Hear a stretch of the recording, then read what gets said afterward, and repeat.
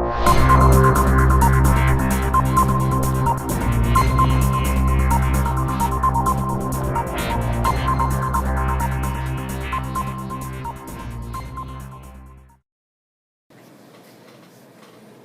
YouTubers, how you doing?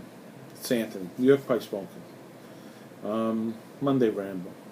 You didn't get a chance, not you, I didn't get a chance to do anything over the weekend.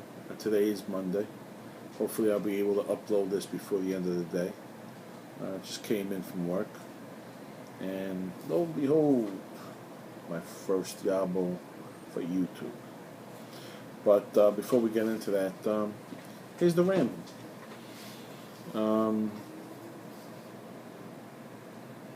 As you know, I believe in one of my videos I presented that I allocate anywhere, let's just say 2 to 4 pipes on different blends. If it's a Virginia blend, most likely I have 4 pipes that I smoke out of, and I rotate through those 4 pipes when I'm smoking Virginia. Same thing if it happens to be a vapor. And of course, so on and so on. Englishes, what else? Aromatics. I have just about 4 pipes. I have some Meerschaum lined pipes for the arrows, but I do smoke. I have actually have a church ward that I have to get used to smoking. Different draw. It is cooler though. And along those lines, reading up on reports, there's the stuff that Weber came up with. K. Woody had some notes out that I read. K. Woody, the company. They also made like a pamphlet and stuff. I was reading that. And then there's the Piper's Handbook that a lot of guys know about. Rick Farah from Briar, I was making a mistake, Briarville, I get tongue-tied. Briarville Rick mentioned the Pipe Man's Handbook. I actually ended up with that about 2 years ago. And anything else that I could come up with, especially if it's on the internet, it's for free. I try to read, and I don't memorize things, but I try to take pieces, whatever I read, and try to hold on to it, retain it, and see how I could utilize it. Well, anyway, the long and the short, everyone has been saying this, though. Everyone. Long-running YouTubers from the pipe community that have offered us videos that are long-term. Let's see. There's actually, wow, Pipe Dreams, Smoking Pipes, Pipe Dreams. Give me a minute. Should have been more prepared, huh? Okay, the person I'm talking about goes by YouTube name Smoke Rings Pipe Dreams. Hey, Cal! Got quite a few videos. I think, if I'm right. See, I looked for his name, but I didn't look at his statistics. I know he's got quite a few subscribers. I'm included. Right? But I believe he's got 1,000 videos, if I'm right. And he has a whole section, a playlist on how to smoke, how to clean your pipes. And I think, well, take a look at his playlist and you'll see. Well, I remember hearing in one of his videos how he mentioned that, I believe like it was a Dublin shaped pipe, but it wasn't just a Dublin shaped. He was talking about how what he believes and what he read up also on was that pipes that have a concave shape, as the bowl comes down and tapers itself. And actually, my friend at the club this past weekend mentioned that he saw it also because he has a beautiful Costello pipe that tapers as it goes down the bowl, and he smokes flakes. And he says as soon as he smokes flakes, and it could be any flake, he says it smokes with a single match, unless the tobacco is completely moist or something. And Cal mentioned the same thing. So what the Ramble was about was that we should all be able to try, pick up a line, pick up different lines, okay? But as I mentioned, when I smoke Virginias, I'll smoke a Virginia in a large bowl, in a small bowl, different shapes, brandies or billiards I might have, with a deep chamber. I actually smoke a Virginia in a Savinelli autograph that I have, number 5, freehand. And I also smoke it in the K. Woody Squat Bulldog 37C. It was on my last video. And I get different reactions for the tobacco depending on how deep the bowl is, how dry. There's a lot of different conditions we're talking about. But my take of why I started this ramble was that trying to make sure I don't use up too much time, that we should all be able to, once we're into the hobby, to try out some of this history, some of this science behind pipe smoking. I pick up different manufacturers we mentioned. I could get into a ramble another day. But the shapes.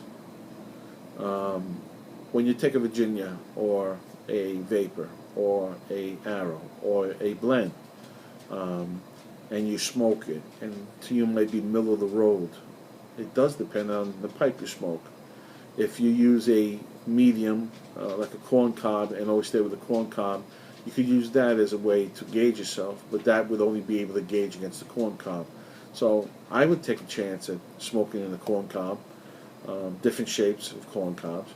Of course, it gets to be expensive that way, and that's why I don't really. How you say? I'm not saying that you have to do it, but it would be a nice thing for everyone to be able to try, at least with one set of pipes they might have. You can end up with a. I have a pot. I have a. I do have a Dublin, and it does shape itself down to a. It's conical shape, and it gets small as it comes down the bowl. And it does smoke flakes very well. The pot, depending on how the Virginia is cut, the amount of air, because of the size of the bowl. This is my take on it. The amount of air and how it burns, the combustion. Sometimes I'll take out a pot-shaped pipe because I don't want to make anything else, and I know that it smokes a certain way with certain tobacco, and I want to receive all the flavor I can to enjoyment. Now, a lot of guys aren't into it, getting so specific the way I do. This is just through about, what is it now, 2 years worth of practice, and there are guys such as Smoke Rings, Pipe Dreams, Kel, okay, who's done it for quite a while, and shown his ability to become somewhat of an expert, and explaining why. He does do a lot of the background check as far as, I guess, he gets the facts before he comes in. He does it through a lot of trial and error that he's been smoking for so many years on his own. And his videos are really so easy to watch. He's a very easygoing individual. His presentation's perfect for what we need. And he's got a dry wit. He's got a certain wit about him. And so anyway, there's the ramble. I keep doing this, right? And I'm trying to stay focused and not get into too many different tangents. But shapes. Maybe I'll be a little bit more specific, and we'll do a video. I'll take a line of pipes that I have, let's say for the Virginia, and try to make notes for myself and explain how one type of Virginia tobacco smokes in the 4 different pipes, because I've noticed differences. As I mentioned, a large pot-shaped bowl, which is a very open bowl. It's not conical. It's shaped, it's circle, whatever, conical in a sense, but it's not. A brandy shapes itself in from the top, right? And I just told you the Dublin-shaped pipe, which the pipe shapes itself and tapers in at the bottom, and each pipe smokes beautiful. I mean, you can smoke each pipe and have no issues with it, but it burns the tobacco a certain way, and that's my rant. It's a point taken today because, wow, Friday's a smoke out. We were smoking Baker's, Virginia's.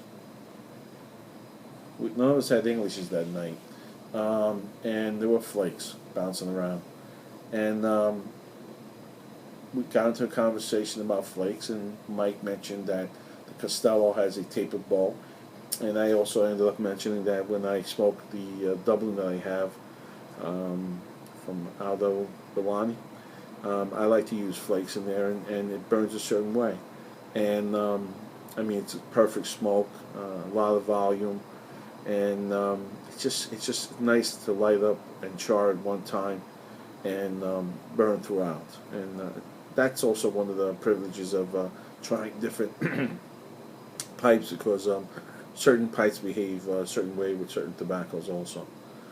Okay, on to the Yabo, and pretty happy that it came in. Actually, I cheated a little bit. There's a Yabo that's been in limbo for a little bit over 2 weeks that I received an email. The system lost it, and the eBay seller went through the trouble of following through on it for over 2 weeks. And supposedly that last Friday, they received a message from the post office that's going to return to them. They're going to advise me if it's intact, if someone dropped it, someone used it, and I'll let you know. And that'll be another Yabo. Happens to be a Weber pipe, and that's about shapes. And that's going to be a nice little video, in my opinion. Anyway, here we go. Hey, Yabo. Now, Turtle Ray 8, who happens to be Rachel Campbell, must have been about a month ago, mentioned how eBay is a hit or miss, a little bit of a gamble, dice throw. She didn't say dice throw, I'm saying it. But it's a hit or miss, and you're always taking chances. I admit that. I realize that you're looking at a photo, and I took the privilege of cutting it so you don't have to wait for me to cut it. And I have a lower level of expectation when I buy on just a second, eBay, because I'm hoping it's something that I like by the picture, of course, right? We go by aesthetics right off the top, especially guys, right? And but sometimes I'm surprised on the size. It could be bigger than what I was expecting, smaller. It could be exactly the size that I knew the brand was. On the newer brands, the bowls sometimes catch me by surprise. They're a little bit larger than what I was expecting. And the way we're going to do the trademark pipe lawyer, right? What's it called? Showing? Pipe showing? And it's a line that I have another pipe, and I like how Rinaldo smokes. Just though my dog was gonna start barking. This is not the price. It was on eBay. The guy's bragging, and actually I went looking on other sites. SmokingPipes.com has their line, and it's a Rinaldo Lithos double Y. Let me see what comes through. And in the eBay showing, he mentions that the stickers are still there, and that's supposed to be the price, what you just saw. I'm way less than half. I had the ability to bid on it, and there wasn't too much activity, and I picked up. This is my second. This is unsmoked Rinaldo, and I like the shapes. Let's see. You know what? Real quick, Rinaldo Pipes is two brothers, Elio and Guido. Yeah, of course, right? Started in 1987, but they were working since 1974 from when they were in their teens. The two brothers are the sole carvers. That's some of the information I found. And the company carries their name, which is Rinaldo. They're very well known. They like to use silver. They use 3 different finishes: rusticated, sandblast, and smooth, and also high end. It's a fancy name about Algian Algerian Briar. They use Egea, E-G-E-A-N, E-G-E-A, and that's supposed to be the top of the line. But they adorn their pipes with silver. They love their rustication. Is really something I enjoy. Here we go. The path of the it didn't come together. Okay, now you have to allow me a second. This guy, I guess the seller actually packs it very well. Kept the stem separate, which makes sense. The stem on this is acrylic. It has a sterling silver ring, and I haven't decided what I'm going to smoke in it. If it's going to be a Virginia. Okay, we're going to do the unveil. So hold on a second. A vapor in English. I like this. Okay, let's see. The famous trademark pipe lawyer's unveiling. Nice velvet pipe sock. Mentioned that everything was brand new. This is an unsmoked pipe. I ended up with the box, the literature that's inside, and here is the unveiling. Okay, the finish, it's called lithos. It's rusticated, tan shell finish, sterling silver band, and I'm glad I got some of my lighting set up correctly. Now, I'm not bragging about how much it cost, as much as going along what Rachel Campbell mentioned, which is when we put ourselves out there and start bidding, it's a hit or miss, it's a gamble. But we do all take our chances, and we end up with some decent pipes. There are times when we don't have the pipes we want, even though we thought that that was what we bid. In other words, I've never had a pipe come to me different than what was shown on the offering. But I've had the finishes look a little different, of course. I've had it mentioned, whatever the item might be, a certain issue with the pipe, and I would think it wasn't. They show a picture, and then when it comes to the house, all of a sudden I realize it's more work than I wanted to. As I mentioned, sometimes I refurbish some pipes, but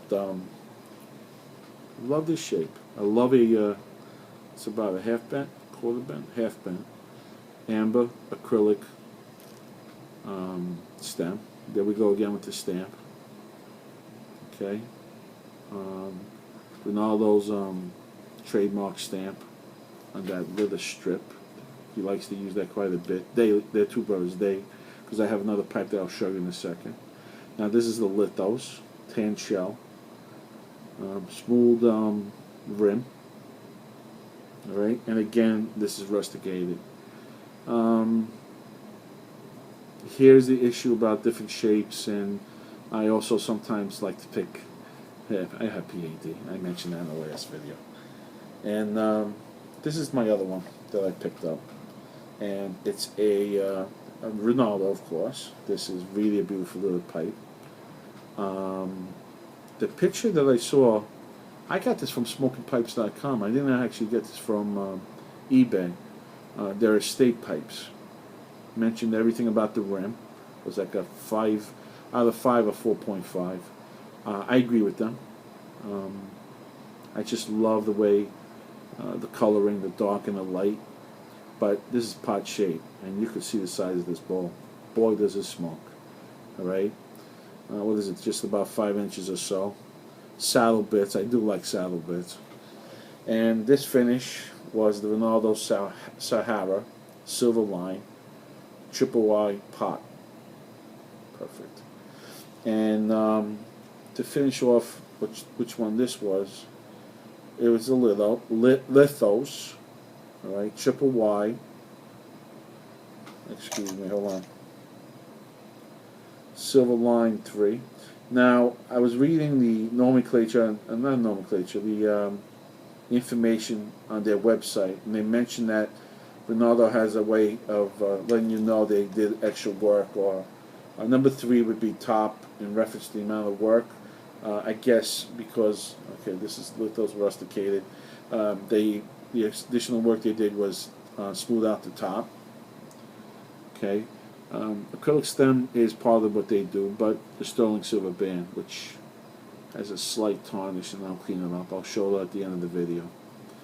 But here we go. A Ramble. I'm going to review this because I want to see if I got my point, of course. And a Yabo. I hope you enjoyed it, and I'll speak to you. See you. That's bad. I'll see you guys soon. But even though I'm not smoking this evening, tamp lightly, smoke slowly, and enjoy. Thanks for everyone.